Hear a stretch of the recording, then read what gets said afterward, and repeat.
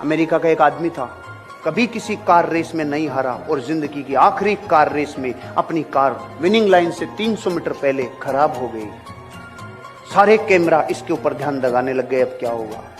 अचानक ये आदमी कार से बाहर आया और इसने कार के धक्का देना चालू किया। धक्का देते देते देते धक्का देते देते 300 मीटर पहुंचाया। सारे रिपोर्टर्स ने पूछा, आप क्या कर रहे थे?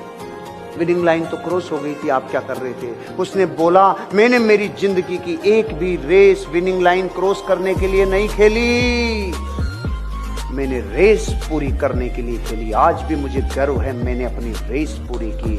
आपको रेस पूरी करनी होगी